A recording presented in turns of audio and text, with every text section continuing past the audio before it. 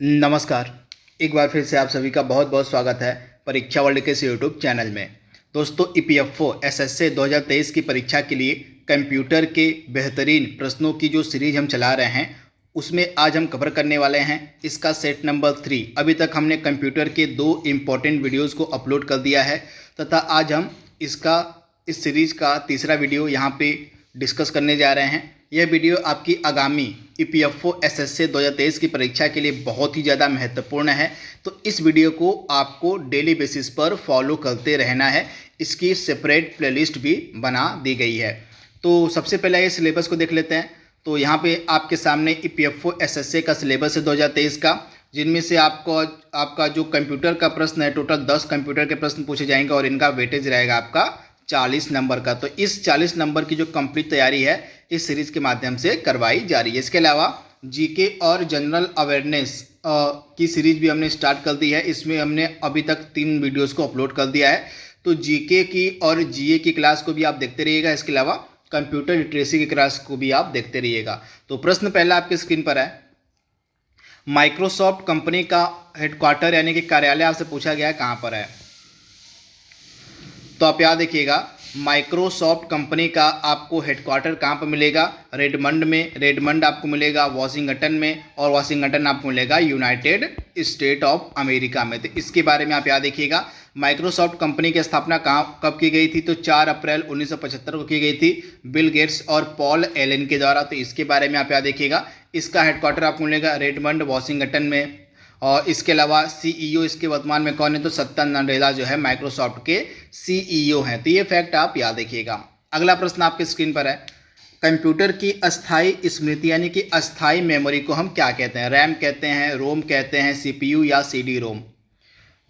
तो आप याद रखिएगा, कंप्यूटर की जो अस्थाई स्मृति होती है, जो अस्थाई मेमोरी होती है, उसको हम रोम कहते हैं। तो आप याद देखिएगा, रोम होता है कंप्यूटर का अस्थाई मेमोरी। तो इसके बारे में आप याद देखिएगा, यहाँ से प्रश्न आपके एग्जाम में पूछा जा सकता है। रोम को हम बोलते हैं रीड ओनली मेमोरी। तो इसके बारे में आप याद देखिएगा। तथा ये दोनों ही आप याद देखिएगा, रैम और रोम, ये दोनों ही आपके प्राइमरी मेमोरी होते हैं कंप्यूटर के। अगर कंप्यूटर के प्राइमरी मेमोरी पूछ लिया जाए आपसे कि कंप्यूटर की प्राइमरी मेमोरी क्या होती है, तो रैम और रोम दोनों ही जो है कंप्यूटर की प्राइमरी मेमोरी होते हैं। लेकिन इनमें से जो रैम होता है यह अस्थायी होता है, अस्थायी प्रकृति का होता है। यानी कि अस्थायी अगर आपसे मेमोरी पूछ ले कंप्यूटर की तो रैम हो जाएगा, वहीं अस्थायी यानी कि परमानेंट मेमोरी कंप्यूटर की पूछ ली तो आपका क्या हो जाएगा? रोम हो जाएगा। तो दोनों आपको याद रखना है। तो इस प्रश्न का राइट आंसर क्या हो जाएगा?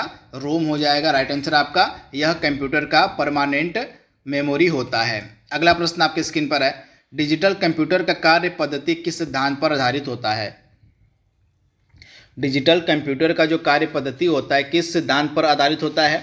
तो आप याद रखिएगा, गणना एवं तर्क पर। यानी कि ऑप्शन आपका सी यहाँ पे बिल्कुल सही हो जाएगा। अगला प्रश्न आपके स्क्रीन पर है। निम्नलिखित में से कौन भारत की सबसे बड़ी सॉफ्टवेयर कंपनी है? बहुत ही ज़्यादा महत्वपूर्ण प्रश्न है। राइट आंसर क्या हो जाएगा? टीसीएस। टीसीएस का पूरा नाम क्या होता है? Tata consultancy services. यह जो है भारत की सबसे बड़ी सॉफ्टवेयर कंपनी है। तो ऑप्शन आपका बी यहाँ पे बिल्कुल सही है। 5वां प्रश्न आपके स्क्रीन पर है। डाटा प्रोसेसिंग का अर्थ क्या होता है? आपसे पूछा गया है। तो डाटा प्रोसेसिंग का अर्थ क्या होता है? वाणिज्यिक उपयोग के लिए जानकारी को तैयार करना। यानी कि ऑप्शन आपका डी यहाँ पे बिल्कुल सही हो जाएगा। अगला प्रश्न आपके स्क्रीन पर है। एलसीडी का यहाँ पे आपसे पूरा नाम पूछा गया है। एलसीडी का पूरा नाम क्या होता है? तो आप याद देखिएगा, लिक्विड क्रिस्टल डिस्प्ले एलसीडी का पूरा नाम होता है। यानी कि ऑप्शन आपका डी यहाँ पे बिल्कुल सही हो जाएगा। इसके बारे में आप याद देखिएगा, liquid crystal display, option D. अगला प्रश्न आपके स्क्रीन पर है। कंप्यूटर वायरस क्या होता है? कंप्यूटर वायरस क्या होता है? तो राइट आंसर क्या हो जाएगा? एक ऐसा प्रोग्राम जो स्वयं की प्रतिलिपियां बना सके उसी को हम कंप्यूटर वायरस कहते हैं। यानी कि ऑप्शन आपका ए यहाँ पे बिल्कुल सही है।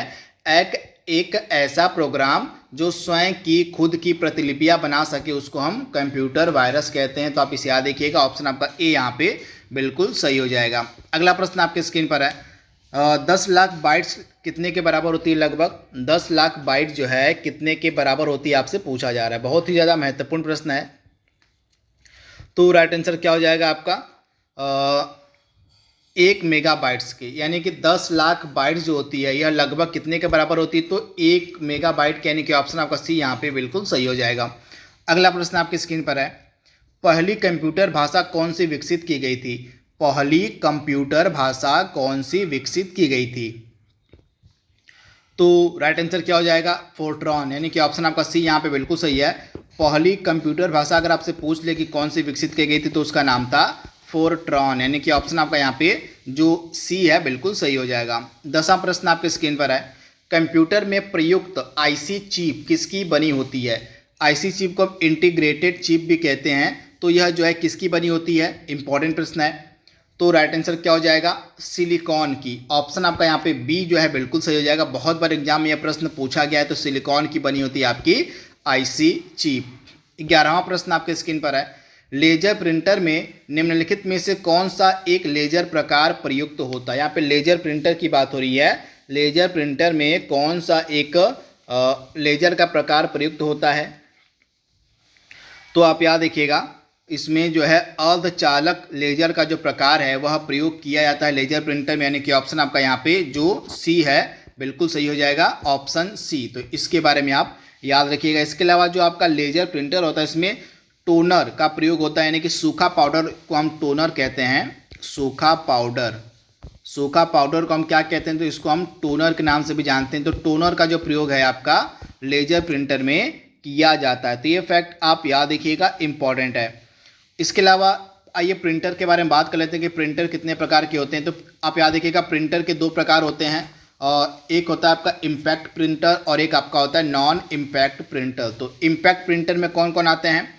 तो डेजी व्हील प्रिंटर हो गया, डॉट मैट्रिक्स प्रिंटर हो गया, लाइन प्रिंटर हो गया, ड्रम प्रिंटर हो गया और चेन प्रिंटर। ये किसके प्रकार हैं? तो इम्पैक्ट प्रिंटर के प्रकार हैं। वही नॉन इम्पैक्ट प्रिंटर में क्या क्या आता है? तो लेजर प्रिंटर हो जाएगा, इंक जेट प्रिंटर हो जाएगा और थर्मल प्रिंटर। ये जो है आपके नॉन इम्पैक्ट प्रिंटर के प्रकार हैं। तो इनके बारे में आप याद रखिएगा। अगला प्रश्न आपके स्क्रीन पर है, पहला कंप्यूटर किसके द्वारा बनाया गया था? तो पहला कंप्यूटर किसने बनाया था? चार्ल्स बेबेज ने, यानी कि ऑप्शन आपका सी यहाँ पे 100% सही है।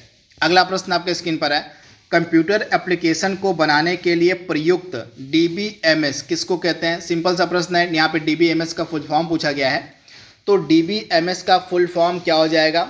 तो राइट आंसर आपका क्या हो जाएगा यहाँ पे? डाटाबेस मैनेजमेंट सिस्टम, यानी कि ऑप्शन आपका यहाँ पे जो ए है बिल्कुल सही हो जाएगा।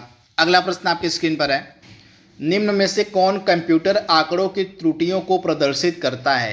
कंप्यूटर आंकड़ों की त्रुटियों को इसमें से कौन प्रदर्शित करता है? तो आप याद देखिएगा, बग आपका राइट आंसर हो जाएगा, यानी कि ऑप्शन आपका यहाँ पे जो सी है बिल्कुल सही हो जाएगा। जो बग होता है यह कंप्यूटर आंकड़ों की त्रुटियों को, एरर्स को पकड़ने का काम करता है, यानी कि ऑप्शन आपका सी यहाँ पे बिल्कुल सही है। अगला प्रश्न आपकी स्क्रीन पर है, ENIAC क्या था? ENIAC क्या था? तो आप याद देखिएगा, यह पहला इलेक्ट्रॉनिक कंप्यूटर था, यह एक इलेक्ट्रॉनिक कंप्यूटर था। आप याद देखिएगा, यह एक इलेक्ट्रॉनिक कंप्यूटर था। ऑप्शन आपका बी यहाँ पे बिल्कुल सही हो जाएगा। 16वां प्रश्न आपके स्क्रीन पर है, आजकल सबसे अधिक प्रयोग की जाने वाली इनपुट डिवाइस कौन सी है? दिए गए ऑप्शंस में से आपको बताना है कि सबसे ज़्यादा प्रयुक्त की जाने वाली इनपुट डिवाइस वर्तमान में कौन सी है। तो माउस आपका राइट आंसर हो जाएगा, यानी कि ऑप्शन आपका यहाँ पे जो सी है बिल्कुल सही हो जाएगा। माउस जो है वर्तमान में दिए गए ऑप्शन के अनुसार सबसे अधिक प्रयोग की जाने वाली इनपुट डिवाइस है, यानी कि ऑप्शन आपका सी यहाँ पे बिल्कुल सही है। आइए इनपुट डिवाइस क्या होते हैं, आउटपुट डिवाइस क्या होते हैं, इनको देख लेते हैं। तो इनपुट डिवाइस कौन कौन होते हैं? तो कीबोर्ड हो गया, माउस हो गया, जॉयस्टिक हो गया, light pen, track ball, scanner हो गया, डिजिटाइजर हो गया, माइक्रोफोन हो गया, MICR हो गया, बायोमेट्रिक सेंसर हो गया। सभी आपके इनपुट डिवाइस के एग्जांपल। इसके अलावा आउटपुट डिवाइस में आपका क्या हो जाएगा? तो मॉनिटर हो जाएगा, प्रिंटर हो जाएगा, headphone, computer speaker, projector, GPS हो जाएगा और साउंड कार्ड। ये सभी आपके आउटपुट डिवाइस के एग्जांपल हैं। तो यहाँ से प्रश्न एग्जाम में पूछे जाते हैं, तो आप याद कर लीजिएगा कि इनपुट डिवाइस कौन कौन से होते हैं और आउटपुट डिवाइस कौन कौन से होते हैं। अगला प्रश्न आपकी स्क्रीन पर है, कंप्यूटर की भाषा में 1 मेगाबाइट में कितने बाइट होते हैं? 1 मेगाबाइट यानी कि 1 MB की यहाँ पे बात हो रही है, इसमें लगभग कितने बाइट होते हैं? तो आप याद देखिएगा, 1 मेगाबाइट में लगभग 10,48,576 बाइट होते हैं, यानी कि ऑप्शन आपका यहाँ पे जो बी है बिल्कुल सही हो जाएगा। आप याद देखिएगा। अगला प्रश्न आपके स्क्रीन पर है, सुपर कंप्यूटर के लिए शब्द लंबाई का परास कितना होता है? सुपर कंप्यूटर के लिए शब्द लंबाई का परास कितना होता है आपसे पूछा गया है। तो राइट आंसर क्या हो जाएगा?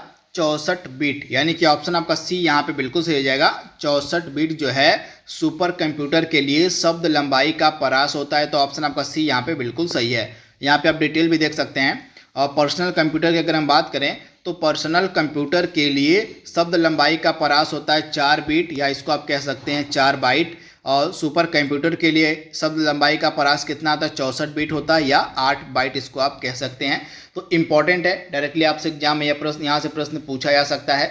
तो इसके बारे में आप याद देखिएगा, इंपॉर्टेंट यह फैक्ट मैंने यहाँ पे अपलोड किया हुआ है। इसके बाद अगला इंपॉर्टेंट प्रश्न आपकी स्क्रीन पर है। और निम्नलिखित में से उस यंत्र का आपको नाम बताना है जो कंप्यूटर को टेलीफोन लाइन से जोड़ता है। तो मॉडेम आपका राइट आंसर हो जाएगा। मॉडेम का कार्य क्या होता है? कंप्यूटर को टेलीफोन लाइन से जोड़ना, यानी कि ऑप्शन आपका यहाँ पे बी जो है बिल्कुल सही हो जाएगा। आज के सेशन का लास्ट प्रश्न आपके स्क्रीन पर है। कंप्यूटर सिस्टम के किस भाग को भौतिक रूप से स्पर्श किया जा सकता है?